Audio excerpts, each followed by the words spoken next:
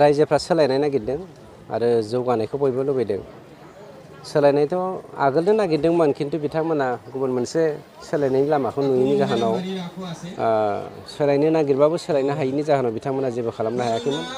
बेबाराव सरकारा सोलायनाय लोगो लोगोनो जौगानायखौ मोननायनि मिजिंजों सोलायनो नागिरदों, ओंखायनो दोलै बोलै ओंखारबोदों आरो बे जोंनि समाजनि थाखाय बे पलिटिकेल नङा दै, समाजनि थाखाय मोनसे गाहामसिन जायसिना जोंनि इयुननि जोंब्लावनायखौ देखायनो हादों। सार नुनो मोनो जे हाग्रामा महिलारिया बिधानसभा बिसायख'थि जोबनाय लोगो लोगो बिथाङा गावनि सरकार फैफिनोमोन। बे खेथ्रआव नोंथाङा मा बुंनो सानो? हाग्रामानियाव 16 जन MCLA दं, जोंनाव बेसे थाखो 24 जन। बेनिफ्राय जोंनाव 6 जन नमिनेटेड आरो MCLA दंबावो, होमबा बेसे जाखो 30 जन। 16 जना माबोरै सरकार दानो हागोन? बोरैबा बिथांमोना जुदि देरहानानै थांजोबब्लाबो MLA फ्राव, देरहानायाथ' थैब्लाबो देरहाखाया बिसोरो, आं माने बाथ्रायाव होनबाय आरो बायसान्स देरहायाब्लाबो दिनै जोंनि सरकारखौ बहाबा सेन्ट्रेल गभर्नमेन्टनिफ्राय सिफायहरनो नागिरबाबो हाखाया।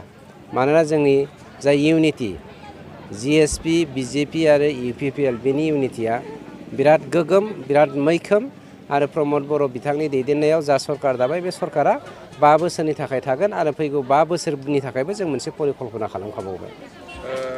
नुनो मोनो जे थांनाय समाव नोंथांमोननि UPPL दला BTC इलेक्सनाव मोनसे खोथाखौ बुंनानै रायजो सिगाङाव बुंदोंमोन। UPPL सरकाराव फैनाय लोगो लोगो जायफोरा कारापसनाव लेंदों बिथांमोनखौ हमनाय जागोन। दिनैनि दिनसिम नोंथांमोननि जिखिनि सरकारनिफ्राय साबसिनै कारापसननि मानसिखौ हमनो मोनो। नङा, बाथ्राया ओरैबायदि, जोङो 1.5 मासल' सरकार खुंनो हादों। बे 1.5 मासाव सरकार सेटिं खालामनायावनो सम थाङो। इभेन जों दिनैसिमबो सेटिं खालामजोबनो हाबावाखै। सेटिं खालामजोबखांनायनि उनाव नाय हाग्रामाया माबायदि, माने मा होनगोन बर'आव खिबुआव खि लाना खारनाय होनोना, बेफोरबायदि खारबाबो बारग'नाय नङा। गतिके BPFआ जोबनायनि लामायाव फैबाय, जायनि जाहोनाव दाखालि चन्दन ब्रह्मआ BPFखौ बासायनो, गावनि पस्टखौ बासायनो, गाव देरहानायनि मिजिंजों चिफ मिनिस्टार सर्बानन्द सन'वालखौ गोलाव गाबै खुलुमनानै बासायदो BPFखौ बासायदो होननानै गाबबाय बायदोंमोन। थेवबो राहा मोनाखै आरो दिनै राहाया जे गोथैनो थांगासिनो दं, बे सैथो। मानगोनां चन्दन ब्रह्मआ बुङो दि महाजुरनि अनगायै गुबुन सरकार फैनो हाया सार। बेनि खेथ्रआव नोंथांमोननि महाजुदा मा बुस्थु बेखौ नायथोंसै इलेक्सननि उनाव। हाग्रामाया दाखालि होनदों बे बारावलायनो चिफ मिनिस्टारा चन्दन ब्रह्म जागोन। आं मोनसे बाथ्राखौ दिनै बर' रावाव बुंनो नागिरदों। फाखा लामायाव मालाबाबो नोलोनि गाजा ओंखारनो हाया, नङा होमबा? नोलोनि गाजाया फाखा लामायाव मालाबाबो ओंखारनो हाया। बेखायनो हाग्रामाया बुंनाय रावा जे सैथो नङा, असैथो, बेखौ जे रायजो राजाफ्रा गनायखाया, बे प्रमान दङ।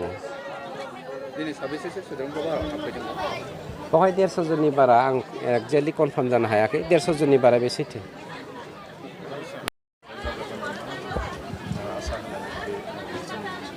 जोङो जोंनि प्रतिश्रुतिखौ जों मावफुंनो नाजागासिनो दङ आरो जागायजेनगासिनो। दा हमनानै ला, आं 14 नं सिरांदुवार कनस्टिटुयेन्टनि जा जौगानायनि बाथ्रा बेखौ बुंनो नागिरदों। बेवहाय दिनै एग्जाम्पल हिसाबै दादगारिया मोनसे एग्जाम्पल।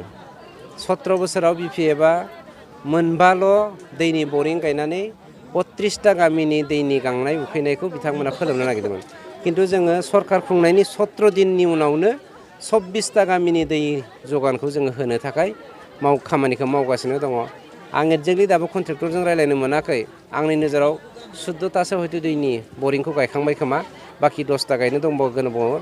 आरो इलेक्सन जोबनाय लोगो लोगोनो जोङो 32टा गामियावनो जोङो माने दैनि माबा जगानखौ बा जागायनायखौ बा जगायनायखौ जोङो जागायसिनगोन एबा फोजोबगोन। बिसायख'थिखौ माबायदि जाजानो लुबैयो? बिसायख'थिया गोथार आरो क्लिन जानायखौ आं लुबैयो, सान्थि गायसनजानायखौ जों लुबैयो। खिन्थु BPFआ जे असान्थि सृष्टि खालामनो नागिरदों, जोङो मोनसे लाइजाम मोनदों, बे लाइजामनि गेजेरजों जोङो हमनो हादों। गतिके बेखौ जोङो सम फैबा फोसावगोन।